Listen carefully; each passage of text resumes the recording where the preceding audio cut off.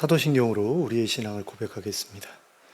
전능하사 천지를 만드신 하나님 아버지를 내가 믿사오며 그 외아들 우리 주 예수 그리스도를 믿사오니 이는 성령으로 잉태하사 동정녀 마리아에게 나시고 본디오 빌라도에게 고난을 받으사 십자가에 못 박혀 죽으시고 장사한 지 사흘 만에 죽은 자 가운데서 다시 살아나시며 하늘에 오르사 전능하신 하나님 우편에 앉아 계시다가 저리로서 산 자와 죽은 자를 심판하러 오시리라. 성령을 믿사오며 거룩한 공회와 성도가 서로 교통하는 것과 죄를 사하여 주시는 것과 몸이 다시 사는 것과 영원히 사는 것을 믿사옵나이다. 아멘. 찬송가 149장을 함께 찬송하겠습니다. 찬송가 149장입니다.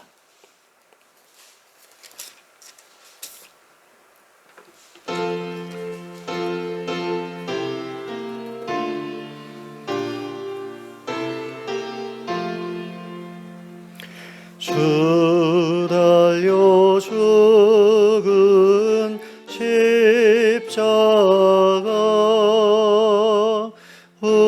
우리가 생각할 때에 세상에 속한 욕심을 헛된 줄 알고 버리네. 죽으신 구주 밖에는 자랑을 말게 하소서. 보혈의 공로 힘입어 교만한 마음을 버리네. 못 박힌 손발 보니 근잡이 나타내셨네.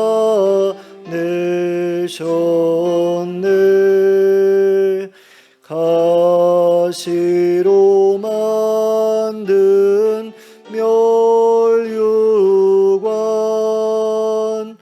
우리를 위해 쓰셨네. 온 세상 만물 가져도 주님 못 갚겠네.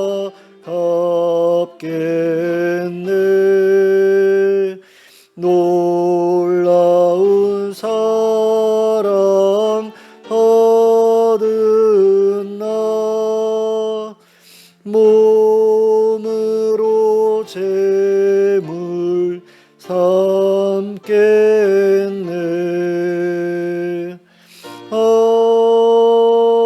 아멘.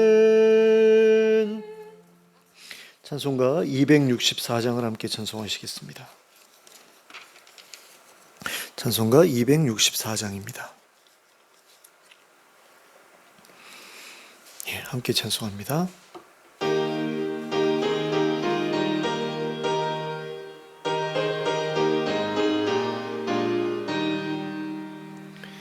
정결하게 하는 셈이 나의 앞에 있도다.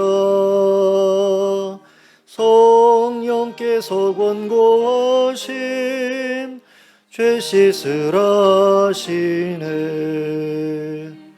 찬양하리 찬양하리 죽임당한 어린 양 주께 영광 돌리어라. 우리 죄를 씻어주셨네.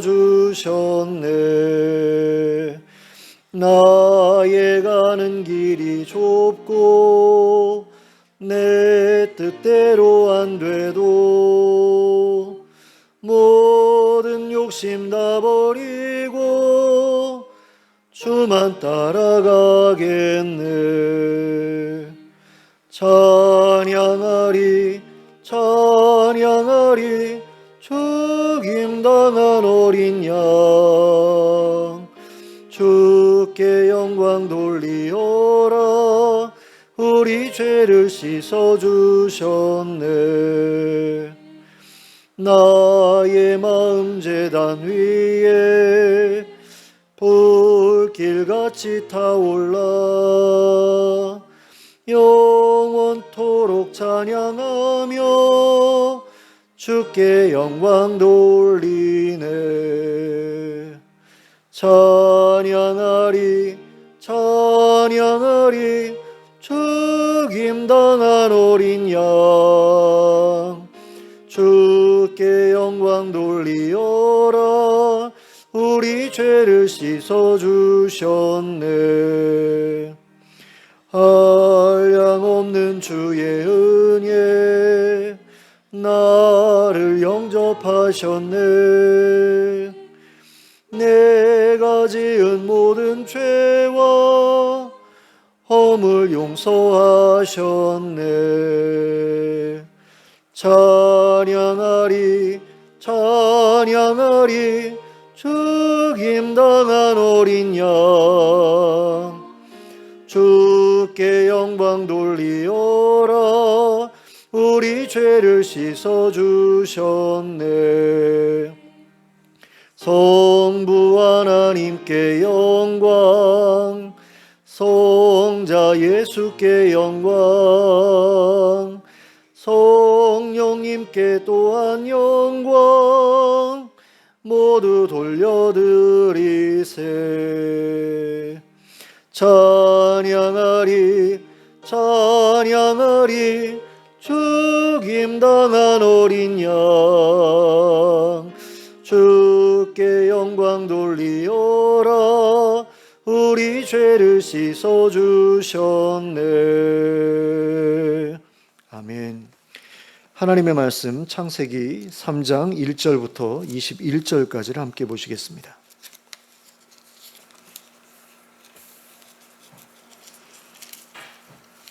창세기 3장 1절부터 21절까지를 함께 합독하도록 하겠습니다. 함께 읽겠습니다. 시작. 그런데 뱀은 여호와 하나님이 지으신 들짐승 중에 가장 간교하니라. 뱀이 여자에게 물어 이르되 하나님이 참으로 너희에게 동산 모든 나무의 열매를 먹지 말라 하시더냐. 여자가 뱀에게 말하되 동산 나무의 열매를 우리가 먹을 수 있으나 동산 중앙에 있는 나무의 열매는 하나님의 말씀에 너희는 먹지도 말고 만지지도 말라. 너희가 죽을까 하노라 하셨느니라. 뱀이 여자에게 이르되 너희가 결코 죽지 아니하리라. 너희가 그것을 먹는 날에는 너희 눈이 밝아져 하나님과 같이 되어 선악을 알 줄 하나님이 아심이라. 여자가 그 나무를 본즉 먹음직도 하고 보암직도 하고 지혜롭게 할 만큼 탐스럽기도 한 나무인지라. 여자가 그 열매를 따먹고 자기와 함께 있는 남편에게도 주매 그도 먹은지라. 이에 그들의 눈이 밝아져 자기들이 벗은 줄을 알고 무화과 나무 잎을 엮고 치마로 삼았더라. 그들이 그날 바람이 불 때 동산에 거니시는 여호와 하나님의 소리를 듣고 아담과 그의 아내가 여호와 하나님의 낯을 피하여 동산 나무 사이에 숨은지라. 여호와 하나님이 아담을 부르시며 그에게 이르시되 내가 어디 있느냐. 이르되 내가 동산에서 하나님의 소리를 듣고 내가 벗었으므로 두려워하여 숨었나이다. 이르시되 누가 너의 벗었음을 내게 알렸느냐. 내가 내게 먹지 말라 명한 그 나무 열매를 내가 먹었느냐. 아담이 이르되 하나님이 주셔서 나와 함께 있게 하신 여자 그가 그 나무 열매를 내게 주므로 내가 먹었나이다. 여호와 하나님이 여자에게 이르시되 내가 어찌하여 이렇게 하였느냐. 여자가 이르되 뱀이 나를 꿰므로 내가 먹었나이다. 여호와 하나님이 뱀에게 이르시되 내가 이렇게 하였으니 내가 모든 가축과 들의 모든 짐승보다 더욱 저주를 받아 배로 다니고 살아있는 동안 흙을 먹을지니라. 내가 너로 여자와 원수가 되게 하고 내 후손도 여자의 후손과 원수가 되게 하리니 여자의 후손은 내 머리를 상하게 할 것이요 너는 그의 발꿈치를 상하게 할 것이니라 하시고 또 여자에게 이르시되 내가 내게 임신하는 고통을 크게 더하리니 내가 수고하고 자식을 낳을 것이며 너는 남편을 원하고 남편은 너를 다스릴 것이니라 하시고 아담에게 이르시되 내가 내 아내의 말을 듣고 내가 내게 먹지 말라 한 나무의 열매를 먹었은즉 땅은 너로 말미암아 저주를 받고 너는 내 평생에 수고하여야 그 소산을 먹으리라. 땅이 내게 가시덤불과 엉겅퀴를 낼 것이라. 내가 먹을 것은 밭의 채소인즉 내가 흙으로 돌아갈 때까지 얼굴에 땀이 흘려야 먹을 것을 먹으리니 내가 그곳에서 쉬함을 입었음이라. 너는 흙이니 흙으로 돌아갈 것이니라 하시니라. 아담이 그의 아내의 이름을 하와라 불렀으니 그는 모든 산자의 어머니가 됨이더라. 여호와 하나님이 아담과 그의 아내를 위하여 가죽옷을 지어 입히시니라. 아멘. 하나님께서는 천지를 창조하신 후 에덴 동산을 만들어 그곳에서 아담과 그의 아내가 살아가게 하셨습니다. 그리고 그들에게 한 가지 일을 당부하셨습니다. 그 일은 동산 중앙에 있는 선악을 알게 하는 나무의 열매를 먹지 말라고 하신 것이었습니다. 그리고 그것을 먹으면 죽을 것이라고 하셨습니다. 이것은 에덴 동산에서 유일하게 아담과 그의 아내에게 금지된 일이었습니다. 그들은 에덴 동산에 있는 모든 나무의 열매를 먹을 수 있었습니다. 선악을 알게 하는 나무의 열매만 먹을 수 없었습니다. 그런데 그들은 어느 순간부터 그 사실을 불편하게 생각하기 시작했습니다. 그 열매도 맛보고 싶어졌습니다. 그러던 차에 그들에게 시험이 찾아왔습니다. 하나님께서 에덴 동산에 두셨던 피조물 중 하나인 뱀이 아담의 아내에게 선악을 알게 하는 나무의 열매를 먹으라고 유혹했던 것입니다. 뱀은 그 여자에게 이렇게 물었습니다. 1절 후반부의 말씀입니다. 하나님이 참으로 너희에게 동산 모든 나무의 열매를 먹지 말라 하시더냐? 사실 이 질문은 말이 되지 않는 질문이었습니다. 아담과 그의 아내는 에덴 동산에서 나무 열매를 주식으로 삼아 살아가고 있었기 때문입니다. 그런데 하나님께서 그들에게 동산 나무의 모든 열매를 먹지 말라고 하셨다면 그들이 어떻게 그곳에서 살아갈 수 있었겠습니까? 그리고 설마 뱀이 한 번도 그들이 나무 열매를 먹는 모습을 본 적이 없었을까요? 그렇지는 않았을 것입니다. 그런데 왜 뱀은 이런 질문을 여자에게 했던 것일까요? 그것은 하나님께서 명령하신 그 일에 대한 그 여자의 마음이 어떠한지를 떠보기 위함이었습니다. 그 여자가 하나님께서 허락해 주신 것을 가지고 만족하고 있는지 아니면 불만을 가지고 있는지를 확인하고 싶었던 것입니다. 그리고 이 질문을 받은 여자는 자신이 하나님께서 허락해 주신 것에 대해 만족하고 있지 못함을 분명하게 드러냈습니다. 2절과 3절의 말씀입니다. 여자가 뱀에게 말하되 동산 나무의 열매를 우리가 먹을 수 있으나 동산 중앙에 있는 나무의 열매는 하나님의 말씀에 너희는 먹지도 말고 만지지도 말라 너희가 죽을까 하노라 하셨느니라. 자, 그러면 왜 이 대답이 여자의 불만을 드러내주고 있다고 볼 수 있는 것일까요? 그 이유는 이 대답에서 몇 가지 왜곡된 부분을 찾아볼 수 있기 때문입니다.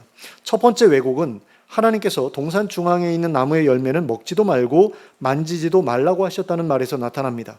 사실 하나님께서는 그들에게 선악을 알게 하는 나무의 열매만 먹지 말라고 하셨습니다. 생명나무의 열매를 먹지 말라고 하신 적은 없으셨습니다. 그런데 이 여자는 동산 중앙에 있는 나무의 열매라는 말로 이 두 나무를 합쳐서 다 먹지 말라고 하신 것처럼 그렇게 말하고 있습니다. 게다가 선악을 알게 하는 나무의 열매에 대해서도 먹지만 말라고 하셨지 만지지도 말라는 말씀은 하지 않으셨음에도 불구하고 만지지 말라고 하셨다고 거짓말을 하고 있습니다.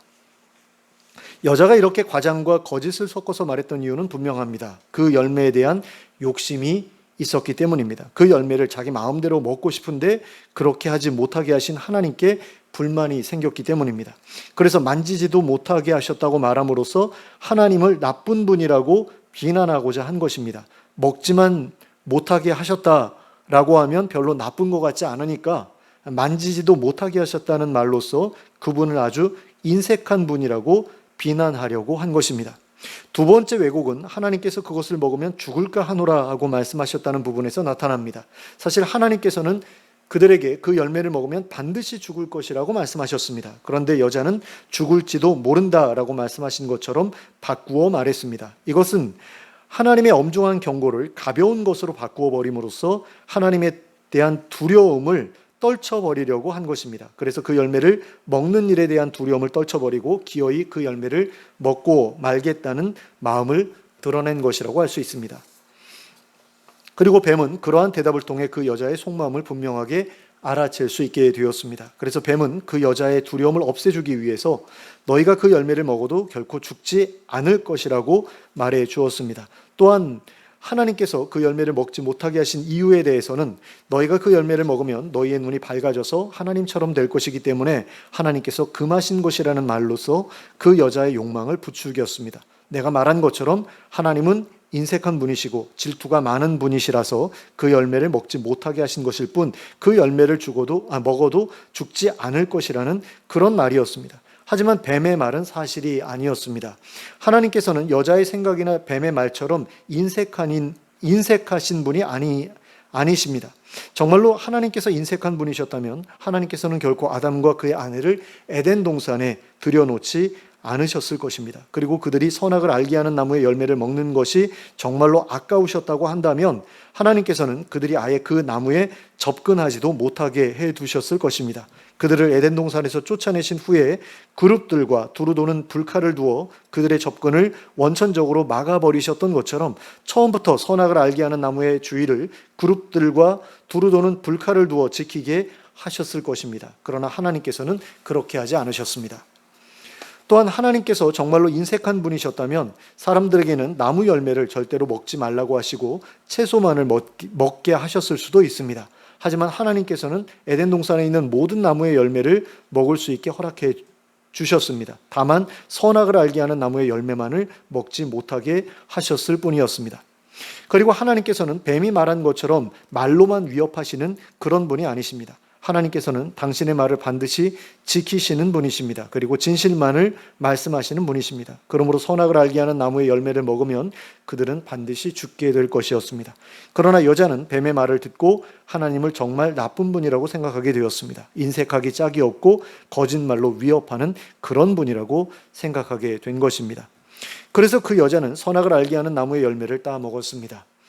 먹음직도 하고 보암직도 하고 지혜롭게 할 만큼 탐스럽기도 했기 때문입니다. 그리고 그 열매를 따먹은 후에는 남편에게도 그 열매를 주어서 먹게 하였습니다. 자기 혼자만 먹기에는 남편에게 미안했을 수도 있고 또 혼자서만 죄를 짓는 것보다는 같이 짓는 게 덜 두려웠기 때문이었을 수도 있습니다. 어쨌든 그 열매를 받아든 아담은 그 열매를 먹는 것을 거부하지 않았습니다. 그런데 여기에는 한 번쯤 생각해 볼 만한 것이 있습니다. 그것이 무엇인가 하면 아담이 그 열매의 모양을 알지 못했을 리가 없다라는 것입니다. 그럼에도 불구하고 그 열매를 받아 먹었다라는 것은 알고서도 먹었다라는 그런 이야기지요. 그리고 이러한 아담의 행동에 대해 어떤 사람들은 여자를 너무나 사랑했기 때문에 같이 먹고 죽으려고 같이 죽으려고 먹었다라고 말하기도 합니다. 또 어떤 사람들은 아담 역시 평소에 자기 아내처럼 그 열매를 먹지 못하는 것에 대해서 불만을 가지고 있었기 때문에 같이 먹었을 것이다 라고 이야기하기도 합니다. 그런데 분명한 것은 아담이 아무리 아내를 사랑해서 같이 죽으려고 그 열매를 먹은 것이었다고 할지라도 그 이후에는 그 사실을 후회했고 또 그 모든 책임을 아내에게 돌렸고 그래서 그 두 사람의 관계가 완전히 망가지게 되었다는 것입니다. 그런 점에서 우리가 여기서 기억하고 넘어가야 할 것이 무엇인가 하면 사랑하는 사람이 어떤 범죄에 개입되어 있다고 해서 자신도 그 범죄에 동참하는 것은 결국 그 두 사람의 관계를 파괴하는 결과로 나타나고 말게 된다는 것입니다. 다른 사람의 범죄에 동참하는 것은 그 사람과의 관계를 돈독하게 만드는 것이 아니라 오히려 파괴하는 방향으로 나아가게 된다는 것입니다. 많은 범죄 영화에서 보여주고 있는 것처럼 범죄를 통해 서로의 관계가 돈독해지는 일 따위는 절대로 일어나지 않는다는 것입니다. 그러므로 우리는 사랑하는 사람의 범죄에 동참하거나 그 범죄를 무작정 덮어주거나 그 범죄에 은연중에 동조해 주지 않도록 주의해야만 합니다.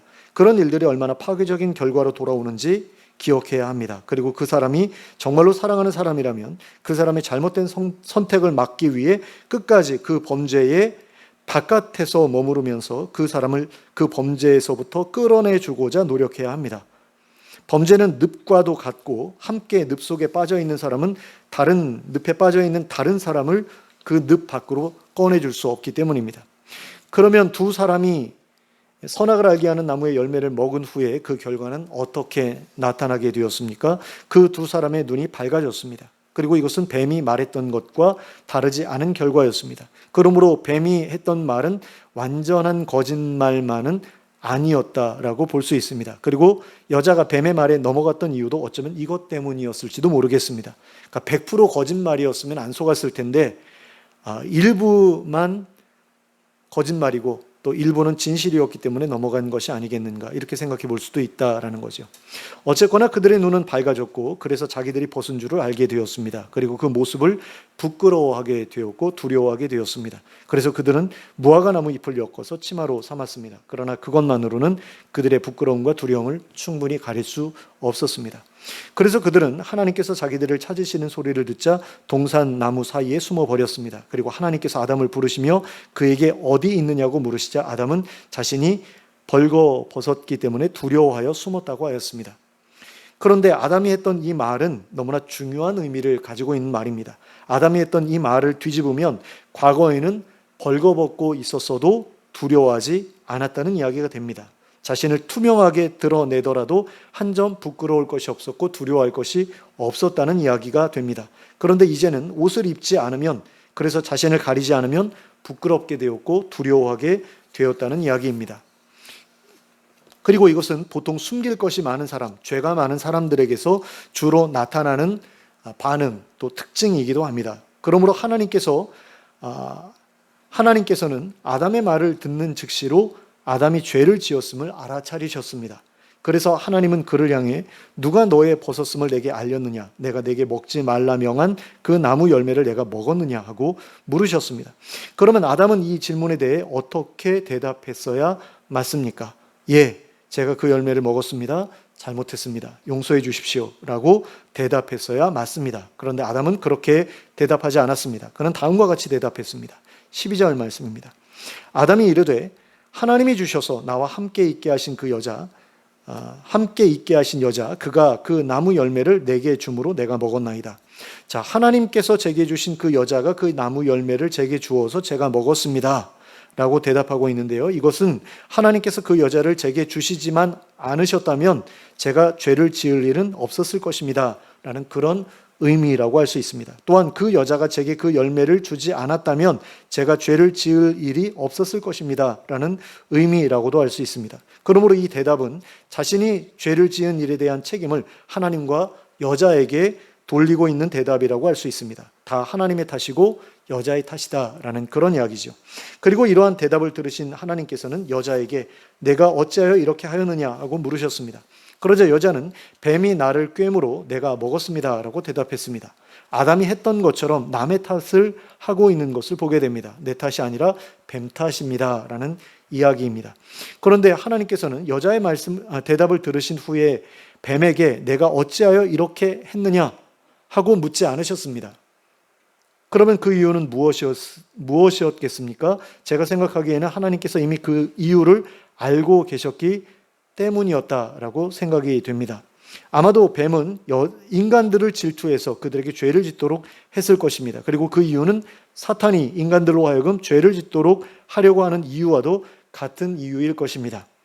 그러니까 자신이 갖지 못한 하나님의 형상을 인간들이 가지고 있기 때문에 그것에 대한 어떤 열등감이 생겨서 그렇게 그 사람들을 타락시키려고, 그래서 하나님과의 관계를 깨뜨려 놓으려고 했을 수 있다라는 거죠. 또 자신보다 하나님께 그 사람들이 더 사랑받는다는 사실에 대한 어떤 질투심, 그것 때문에 그들과 하나님과의 관계를 깨뜨리려고 했을 수도 있다라는 겁니다.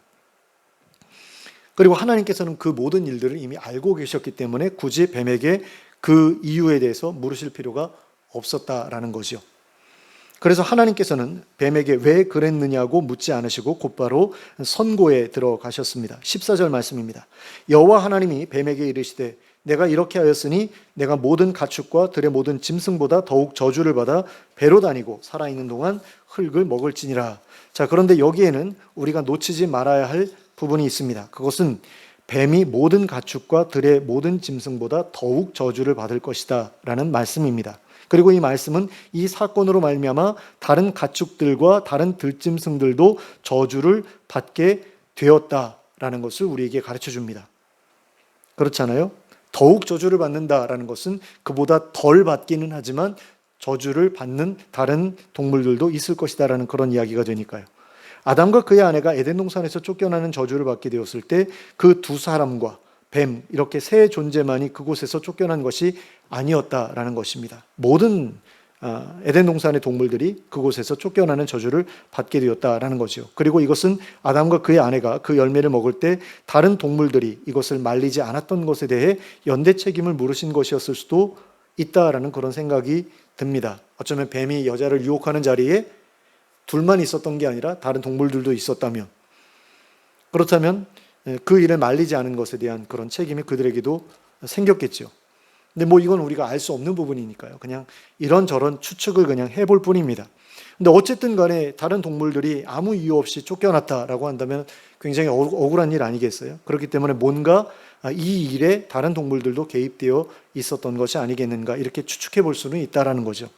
어찌되었든 그 사건은 에덴 동산 전체에 지각 변동을 가져왔습니다. 에덴 동산의 모든 동물들이 사람과 함께 그곳에서 쫓겨났습니다. 그리고 뱀은 그러한 저주에 더해서 두 가지의 저주를 더 받았습니다. 그것은 평생을 배로 다니면서 지내야 하고 살아있는 동안에는 흙을 먹어야 한다는 것이었습니다. 그리고 그에 더하여 뱀에 대한 한 가지 예언이 선포되었습니다. 15절 말씀입니다. 내가 너로 여자와 원수가 되게 하고 내 후손도 여자의 후손과 원수가 되게 하리니 여자의 후손은 내 머리를 상하게 할 것이요 너는 그의 발꿈치를 상하게 할 것이니라 하시고, 자, 이것은 우리가 잘 알고 있는 것처럼 원시복음이라고 하는 말씀입니다. 그리고 이것은 아담과 그의 아내로 하여금 범죄를 저지르게 했던 그 뱀의 배후에 사탄이 있었음을 의미하는 말씀이요 또한 그 사탄의 계획을 여자의 후손이신 예수 그리스도께서 깨뜨리실 것에 대한 예언입니다. 그리고 그 과정에서 뱀이 여자의 후손의 발꿈치를 상하게 한다는 것은 예수님을 십자가에 못 박아 죽게 할 것을 의미하는 말씀이고, 여자의 후손이 뱀의 머리를 상하게 한다는 것은 예수님께서 사단의 모든 계획을 꺾으시고 그를 불못에 던져 넣으실 것을 의미하는 말씀입니다. 사탄의 공격은 발뒤꿈치를 상하게 하는 것 정도의 타격밖에 입히지 못하겠지만 예수님의 공격은 사탄의 머리를 깨뜨릴 정도로 엄청난 타격을 입히게 되리라는 말씀이다라는 거죠. 이처럼 뱀에 대한 선고를 내리신 하나님께서는 여자에게 다음과 같은 선고를 내리셨습니다. 16절 말씀입니다. 또 여자에게 이르시되 내가 내게 임신하는 고통을 크게 더하리니 내가 수고하고 자식을 낳을 것이며 너는 남편을 원하고 남편은 너를 다스릴 것이니라 하시고, 자, 이 말씀이 의미하는 바는 원래 여자가 임신하고 출산하는 일에는 별다른 고통이 따르지 않도록 하나님께서 계획하셨다라는 그런 의미라고 할 수 있습니다. 그런데 이 범죄로 말미암아 출산에 큰 고통이 따르게 되었다라는 그런 이야기죠. 그리고 그 뒤에 이어지는 말씀은 남편과 아내 사이에 가정의 주도권을 두고 다투는 일이 끊임없이 일어나게 되리라는 그런 의미의 말씀이라고 할 수 있습니다. 그리고 이것은 아마도 남편과 아내가 그들 모두의 죄에 대해 남탓만 하면서 서로를 신뢰하지 못하게 되어버린 결과라고 할 수 있을 것입니다. 그 다음으로 하나님께서는 아담에게도 선고를 내리셨습니다. 17절부터 19절까지의 말씀입니다. 아담에게 이르시되 내가 내 아내의 말을 듣고 내가 내게 먹지 말라 한 나무의 열매를 먹었은즉 땅은 너로 말미암아 저주를 받고 너는 내 평생에 수고하여야 그 소산을 먹으리라. 땅이 내게 가시덤불과 엉겅퀴를 낼 것이라. 내가 먹을 것은 밭의 채소인즉 내가 흙으로 돌아갈 때까지 얼굴에 땀을 흘려야 먹을 것을 먹으리니 내가 그것에서 취함을 입었음이라. 너는 흙이니 흙으로 돌아갈 것이니라 하시니라. 자, 아담의 죄로 인한 결과는 땅이 저주를 받게 되는 것이었습니다. 그런데 에덴 동산의 땅이 저주를 받는다라는 것은 말이 안 되는 이야기죠. 그렇기 때문에 이 말씀은 에덴 동산의 밖에 있는 그 땅에 대해서 하신 말씀이 분명합니다. 앞으로 아담이 살아가게 될 그 땅은 저주받은 땅이 될 것이고 따라서 순순히 소산물을 내어주지 않을 것이라는 말씀입니다.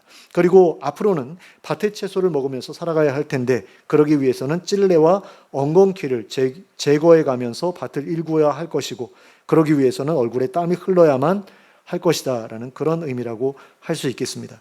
그러므로 우리는 이 말을 통해 아담이 에덴 동산에서 얼마나 수월하게 먹을 것을 구할 수 있었는지를 알 수 있게 됩니다.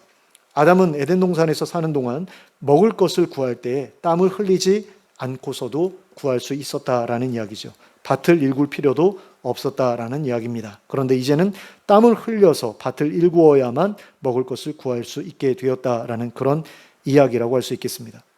예를 들어 설명하자면 에덴 동산에서는 하루에 한두 시간만 일해도 먹을 것을 충분히 구할 수 있었는데 에덴 동산 밖으로 쫓겨난 뒤에는 하루에 8시간을 일하더라도 먹을 것을 충분히 구할 수 없게 되었다라는 그런 의미 정도로 그렇게 생각해 볼 수 있을 것입니다.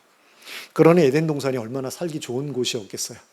저는 지난주에 그 창세기 2장을 살펴보면서 에덴 동산의 그 모습을 볼 때에 예전에는 그렇게 크게 와닿지 않았거든요. 근데 요즘 들어서 이렇게 국가 경제가 어려워지고 뭐 살기 힘들다 그래가지고 막 자살하는 사람들이 늘어나고 이런 상황이 되니까 야, 에덴 동산이 얼마나 좋은 곳이었나라는 그런 생각이 들더라고요. 거기에는 그 일할 수 있는 그런 장소가, 일할 수 있는 일거리가 있었잖아요. 뭐 동물들을 돌본다든가 뭐 식물을 돌본다든가. 근데 그것도 뭐 아주 힘들게 일해야 되는 것이 아니고 하루에 한두 시간만 땀 흘리지 않고 일해도 충분한 그 정도의 일거리를 통해서도 충분한 먹을거리를 챙길 수 있었고, 또 입고 거주하고 하는 그런 일이 필요가 따로 없잖아요. 거기 모두가 다 집 안처럼 마치 온실처럼 굉장히 지내기 좋은 곳이었으니까. 그러니까 그런 환경이 얼마나 복된 환경이었는가라는 것을 절실하게 느끼게 되더라고요. 요즘에 그 국가 경제와 관련해서 생각을 해보니까. 그러니 얼마나 살기 좋은 곳이었나 그런 생각이 든다라는 거죠. 근데 그런 곳에서 쫓겨났으니 그게 얼마나 억울한 일이겠습니까? 근데 그런 저주만 받게 된 게 아니죠. 무엇보다 더 큰 저주는 아담이 흙으로 돌아가게 될 운명이 되었다는 것이었습니다. 그에게 주어졌던 영원한 생명이 더 이상 영원한 생명이 아니게 되었습니다. 그런데 이것은 아담에게만 주어진 운명이 아니라 그 아내에게도, 그리고 모든 동물들에게도 동일하게 주어진 운명이었습니다. 그들은 모두가 죽음을 앞두고 살아가는 존재가 되었습니다. 그렇게 된 이유가 어쩌면 생명나무의 열매를 먹지 못하게 된 그 결과는 아니었을까, 이런 생각도 좀 들어요. 그러니까 우리는 선악을 알게 하는 나무를 먹지 말라고 해서 그 열매를 아담과 하와가 먹지 않고 있다가 나중에 먹었다라고 생각을 하는데, 그럼 생명나무에 대해서는 어떻게 했을까에 대해서 안 먹었을 거다라고 생각하거든요. 그냥 그것도 그냥 같이 안 먹었을 거야 이렇게 생각을 합니다. 근데 하나님께서 그것을 금하지 않았단 말이에요. 근데 금하지 않으셨는데 선악을 알게 하는 나무가 그렇게, 나무의 열매가 먹고 싶은데 생명나무의 열매는 건드리지도 않고, 먹지 말라고도 안 하셨는데 건드리지도 않고 그대로 놔뒀을 것이다 라고 생각하는 게 좀 이상하다는 생각이 안 드세요? 저는 이번에 말씀을 준비하다가 그런 생각이 들더라고요. 아니, 먹지 말라고 하셨는데, 먹지 말라고 한 그 선악을 알게 하는 나무의 열매는 먹지 못하는데 그건 그렇게 먹고 싶어서 막 미칠 것 같이 그렇게 욕망했으면서 어떻게 생명나무의 열매는 먹지 않았을 거라고 우리는 지금까지 단정해 왔을까라는 그런 생각이 들더라고요. 생각해 보니까 그거를 먹었을 수도 있겠다. 근데 그것을 먹으면, 한 번만 먹으면 영원히 살게 되는 게 아니라 계속해서 먹어야지만 살 수 있었던 건 아닐까, 뭐 이런 생각도 좀 들더라고요. 근데 그렇게 생각을 해보니까 또 이런 문제가 생겨요. 선악을 알게 하는 나무의 열매를 먹어가지고 지혜를 갖게 됐는데, 그러면 그걸 계속 먹어야지 우리가 계속해서 지혜를 가지고 살아갈 수 있게 되었던 것은 아닐까. 근데 그걸 지금 먹지 못하고 있으니까 우리는 점점 더 뭔가 문제가 생기게 된 것은 아닐까. 그 지혜를 잃어버려 가게 되었던 것은 아닐까. 뭐 이런 생각도 좀 들더라고요. 근데 뭐 그 부분에 대해서는 정확하게 어떻다라고 말하기는 좀 어려운 부분인 것 같아요. 근데 어쨌든 지금까지 한 번도 저는 가끔은 좀 의심이 들었었어요. 생명나무의 열매는 과연 한 번도 손도 대지 않고 그냥 내버려 뒀을까라고 했을 때 그건 아니었던 것 같다. 그런데 하나님께서 그것을 먹지 못하게 하신 이유는 그것을 계속해서 먹을 때의 영생을 하나님처럼 영원히 살 수 있었기 때문이 아니겠는가. 이렇게 생각해 볼 수 있지 않겠나라는 그런 생각을 해봤습니다. 어쨌든 지금은 아니죠. 저주를 받았기 때문에 그 생명나무의 열매 먹지 못하게 됐고, 에덴 동산에서 쫓겨났게 됐고, 그래서 너무나 비극적인 비참한 그런 삶을 우리가 살아가게 되었지요. 그런데 하나님께서는 그들에게 저주만 내리셨던 것이 아니었습니다. 하나님께서는 아담과 그의 아내가 벌거벗고 두려워하는 것을 불쌍히 여기셨습니다. 그래서 그들을 위해 가죽옷을 지어 입히셨죠. 이것은 하나님께서 여전히 그들을 사랑하신다는 증거였습니다. 그들이 죄를 지은 것은 하나님을 진노하게 만들었지만, 그러나 그렇다고 해서 하나님께서 그들을 완전히 포기하신 것은 아니었습니다. 그래서 하나님께서는 죄를 짓지 않은 한 동물을 죽여서 그 가죽으로 옷을 만드셨습니다. 그 옷은 아담과 하와를 두려움에서 건져줄 옷이었습니다. 그리고 이 일은 하나님께서 앞으로 사람들을 위해 하실 일에 대한 예표이기도 했습니다. 하나님께서는 언젠가 때가 이르면 죄로 인한 부끄러움과 하나님에 대한 두려움으로부터 사람들을 건져내기로 하셨습니다. 그리고 그 일을 위해 여자의 후손을 세상에 보내기로 하셨습니다. 그리고 그 여자의 후손이 그들의 죄값을 대신해서 치르게 하기로 하셨습니다. 그 여자의 후손은 사람들을 대신해서 죽으심으로 그들의 부끄러움과 두려움을 가려주실 것이고, 그 결과 사람들은 다시금 하나님께로 돌아올 수 있게 될 것이었습니다. 그리고 그 예표가 가리키고 있는 것처럼 예수님께서 여자의 아들로 세상에 오셨습니다. 그리고 우리의 죄값을 대신 치르시기 위해 십자가에서 죽으셨습니다. 그리고 그 결과 우리는 죄에 대한 부끄러움과 하나님에 대한 두려움으로부터 벗어날 수 있게 되었습니다. 그리고 하나님 나라에 들어갈 기회를 다시금 얻을 수 있게 되었습니다. 우리가 앞으로 하나님 나라에 들어가게 되면 우리는 아담과 그의 아내가 에덴 동산에서 누렸던 삶을 다시금 누릴 수 있게 될 것입니다. 그곳에 들어간 우리는 이 땅에서처럼 고된 노동을 하지 않고도 먹고 사는데 필요한 모든 것을 구할 수 있게 될 것입니다. 그리고 더 이상 질병이나 장애와 같은 것으로 인해 고통을 겪지 않게 될 것입니다. 다른 누구로부터도 해를 입거나 상하게 되는 일을 겪지 않게 될 것입니다. 영원한 평화와 영원한 생명을 누리며 살아가게 될 것입니다. 그런데 우리가 그곳에서 살아가기 위해서는 우리가 그곳에 어울리는 존재라는 사실에 대한 증명이 필요합니다. 아담과 하와에게 있어서 그 증명은 무엇이었습니까? 선악을 알게 하는 나무의 열매를 먹지 말라는 그 말씀에 순종하는 것이었습니다. 그러므로 우리가 하나님 나라에 들어갈 만한 자격이 있다라는 그것에 대한 증명 또한 하나님의 말씀에 대한 순종일 것입니다. 우리가 하나님을 신뢰한다라는 그런 증거, 그리고 하나님의 명령에 절대적으로 순종할 사람들이라는 그 증거가 하나님 앞에 드러나야 우리가 그 나라에 들어가기에 합당한 자로 인정을 받을 수 있게 된다라는 것입니다. 그러므로 우리는 하나님께서 우리에게 왕으로 보내주신 예수님을 믿고 따라야 합니다. 그것이 하나님의 명령이기 때문이죠. 그리고 그 예수님을 통해 우리에게 명령하신 계명들을 지켜야 합니다. 하나님을 사랑하고 또 이웃들을 사랑하며 살아가라는 그 명령에 우리가 순종해야 합니다. 그리고 믿음에서 우러나오는 행위로서 그 사실을 증명해야 합니다. 많은 사람들이 예수님께서 이렇게 해라 저렇게 해라 하신 그런 그 행위를 별로 중요하게 생각하지 않는 것을 봅니다. 이웃을 사랑해라, 선한 사마리아인처럼 해라, 그래야 내가 너희에게 영생을 주겠다, 이런 말씀을 예수님께서 계속해서 제자들에게 하셨는데 그 말씀을 별로 중요하다라고 생각하는 사람들이 많지 않은 걸 봅니다. 그리고 행위보다는 믿음이 더 중요하지라고 말하는 사람들을 많이 보게 되거든요. 그런데 예수님께서 우리에게 요구하신 행위를 보면 거의 불가능한 그런 행위들을 많이 요구하셨던 것을 봐요. 너에게 있는 소유를 풀어 가난한 사람들에게 주라, 그리고 나를 쫓아라. 그랬더니 그 부자 청년 관원이 그냥 가잖아요. 나는 그걸 감당하기가 어렵겠는데 하면서 그냥 돌아가지 않습니까? 되게 어려운 요구시잖아요. 그리고 또 사람들을 미워하는 것만으로도 사람들을 죽이는 것과 같은 일이야. 그러니까 미워하지도 마라고 말씀을 하시죠. 또 눈으로 음욕을 품고 눈으로 쳐다보는 것만으로도 간음하는 거하고 똑같아요. 그러니까 음욕을 품고 다른 사람을 쳐다보는 그 일도 하지 마라고 말씀을 하시는데 그게 쉬운 일이냐고요. 거의 어려운 일이잖아요. 근데 또 손으로 죄를 지으면 손을 자르라고 하시고 눈으로 죄를 지으면 눈을 뽑으라고 하시잖아요. 그러니까 말도 안 되는 그런 일을 예수님께서 명령하시잖아요. 근데 왜 그렇게 우리가 도무지 할 수 없을 것처럼 보이는 그런 일들을 예수님께서 우리에게 명령하셨느냐라고 했을 때 믿음이 있으면 할 수 있는 명령이기 때문에 그걸 명하셨다, 이렇게 우리가 봐야 되는 거거든요.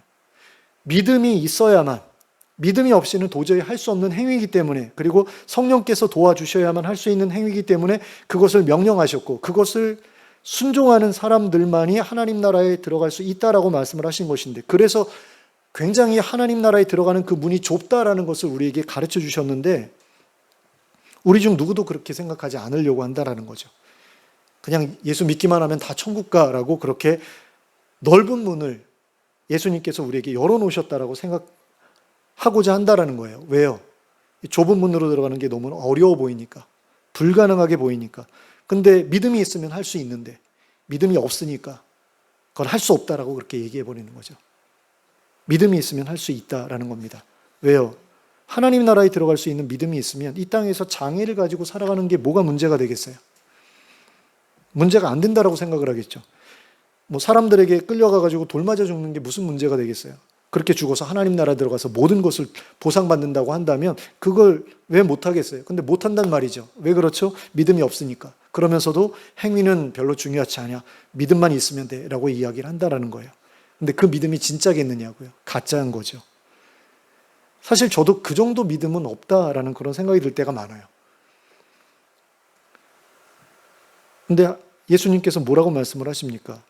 말세에 세상에서 내가 믿음을 보겠느냐라고 말씀을 하시잖아요. 믿는 자를 보겠느냐? 없다라는 얘기죠. 그 정도로 구원받기가 쉽지 않다라고 복음서는 가르치는데, 그러니까 복음서는 안 봐요, 사람들이.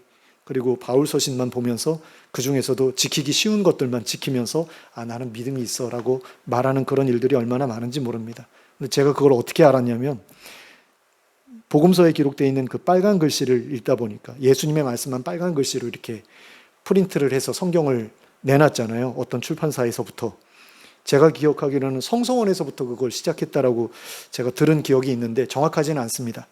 근데 거기에서부터 뭐 소제목은 또 다른 출판사에서 엠마오 출판사에서부터 달았다고 누가 얘기하는 걸 들은 기억이 있어요. 이것도 정확하지는 않습니다. 근데 어떤 출판사에서는 소제목을 달기 시작했고 어떤 출판사에서는 하나님의 말씀, 선지자들이 예언한 하나님의 말씀하고 예수님께서 직접 말씀하신 그 말씀에만 빨간 색으로 이렇게 인쇄를 해가지고 성경책을 내놨는데 그 빨간 글씨만 보니까요. 천국 가는 게 쉬운 일이 아니더라고요.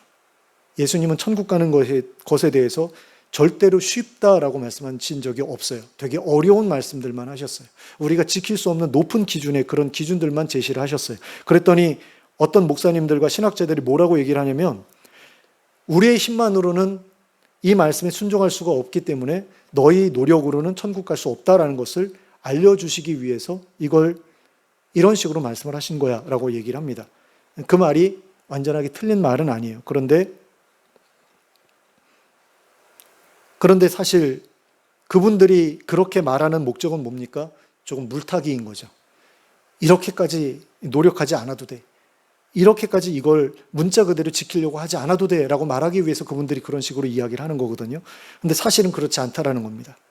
믿음이 없으면 절대로 이런 일을 할 수 없기 때문에 너희가 믿음이 있다면 이런 일 정도는 해서 너희가 믿음이 있다라는 걸 좀 보여줘봐 라고 말씀을 하시는 그런 의도에서 예수님은 말씀하셨다라는 거죠. 그런 열매가 있어야 너희가 하나님 나라에 들어갈 수 있다라고 말씀을 하신 거예요. 근데 그거에 대해서 오늘날 대부분의 교회들은 그거 아니야 라고 그런 식으로 이야기한다라는 거죠.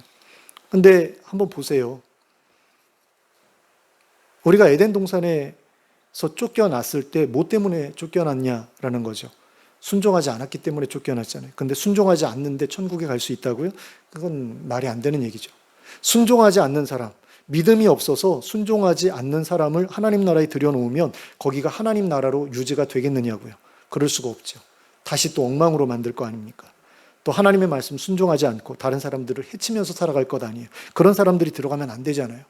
그렇기 때문에 순종이라는 것을 요구하시고 너의 믿음으로 그 순종을 해 보여라 라고 말씀을 하시는 거죠. 그러므로 하나님께서 예수 그리스도를 통해 약속하신 하나님 나라에 대한 소망만으로는 부족합니다. 그 나라에 대한 확신이 우리에게 있어야 돼요. 분명히 하나님 나라가 분명히 우리에게 주어질 것이다. 에덴 동산보다도 더 나은 그런 곳이 우리에게 주어질 것이다 라는 것을 확신하는 그런 태도가 필요합니다. 그러므로 그런 확신을 여러분들이 분명하게 갖게 되시길 바랍니다. 그리고 그 나라에 합당한 그런 모습, 순종하는 믿음이 있기 때문에 순종하는 그런 모습을 하나님 앞에 분명히 보여드리고자 힘쓰는 우리가 될 수 있었으면 좋겠습니다. 그래서 그것이 정말 쉽지 않은 일이라는 것을 우리가 알고 있지 않습니까? 그렇기 때문에 하나님께 나의 믿음을 더하여 주십시오 라고 기도하고 그리고 성령님께 내가 이 말씀에 순종할 수 있도록 도와주십시오라고 그렇게 간절히 구하는 가운데 하나님께서 원하시는 그런 하나님의 백성다운 모습으로 점차 변화되어가는 저와 여러분이 될 수 있기를 예수 그리스도의 이름으로 축원합니다. 함께 기도하겠습니다. 사랑의 하나님 아버지, 하나님께서는 우리에게 완벽을 바라시지만 또한 우리가 완벽할 수 없다라는 것을 알고 계십니다. 그래서 성령님을 보내주셨고 성령님께서 도와주실 때에만 우리가 하나님의 말씀에 순종할 수 있다라는 것을 우리에게 알려주셨습니다. 하나님, 이것을 알았음에도 불구하고 우리는 성령님의 도우심을 간절히 구하지 않으며 살아갈 때가 많습니다. 정말 그 명령을 지키려고 하는 마음이 있다면 그런 노력과 더불어서 성령님의 도우심도 간절히 구할 텐데 그렇게 구하지 않는 것은 이미 예수님의 말씀에 순종하며 살아가기를 포기했기 때문이 아니겠는가라는 생각을 해보게 됩니다. 하나님, 우리로 하여금 절대로 예수님의 말씀에 순종하는 것을 포기하지 않을 수 있도록 저희의 마음을 붙들어 주시기를 원합니다. 정말로 순종하는 자만이 하나님 나라에 어울리는 사람이라는 사실을 기억하게 하시고 그 나라에 들어가기 위해서는 어떠한 대가라도 지불하겠다는 그런 마음을 품을 수 있게 하시고 그것을 믿음으로 온전하게 드러낼 수 있게 해주시길 원합니다. 정말 순종하는 그런 믿음을 통해서 우리가 정말 그 나라를 소망합니다라는 것을 하나님께 보여드릴 수 있도록 허락해 주시고 또 그 나라에 어울리는 사람이라는 것을 보여드릴 수 있게 해주시길 원합니다. 그래서 저희는 불완전할지라도 저희의 마음만큼은 진실하다는 사실을 하나님께서 인정하시고 저희를 그 나라에 받아주시길 원합니다. 그래서 아담과 하와가 에덴 동산에서 누렸던 그 아름다운 것들을 우리도 영원히 누리며 살아갈 수 있도록 저희를 인도하여 주시기를 원합니다. 예수 그리스도의 이름으로 기도하였습니다. 아멘. 찬송가 414장을 함께 찬송하겠습니다.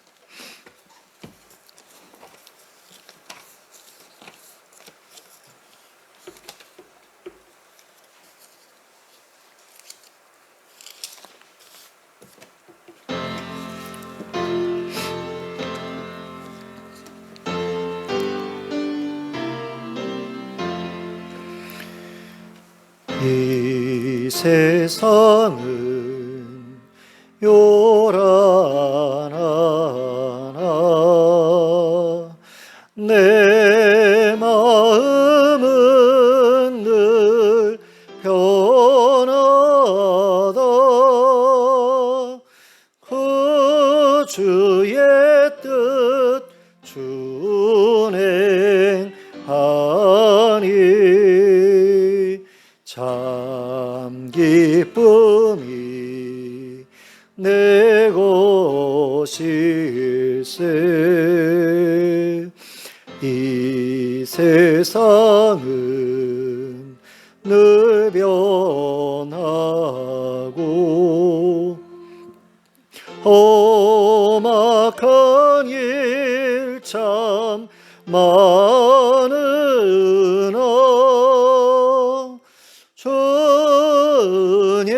주님만 생각하니 참 기쁨이 내 것일세. 육신의 눈 못 볼 때에 신령한 눈 곧 밝히사 저 천성문 보게 하니 참 기쁨이 내 것일세. 내 마음과 내 영혼이 모든 욕심 다 버리고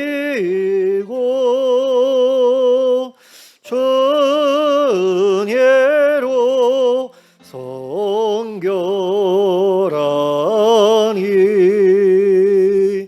참 기쁨이 내 것일세. 이 육신의 복락보다 신령한 복도 좋으니 내 맘과 뜻 답하여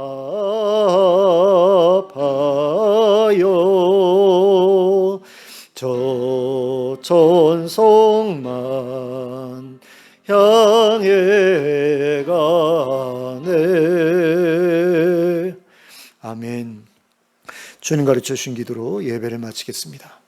하늘에 계신 우리 아버지여, 이름이 거룩히 여김을 받으시오며 나라가 임하시오며 뜻이 하늘에서 이루어진 것 같이 땅에서도 이루어지이다. 오늘 우리에게 일용할 양식을 주시옵고 우리가 우리에게 죄 지은 자를 사하여 준 것 같이 우리 죄를 사하여 주시옵고 우리를 시험에 들게 하지 마시옵고 다만 악에서 구하시옵소서.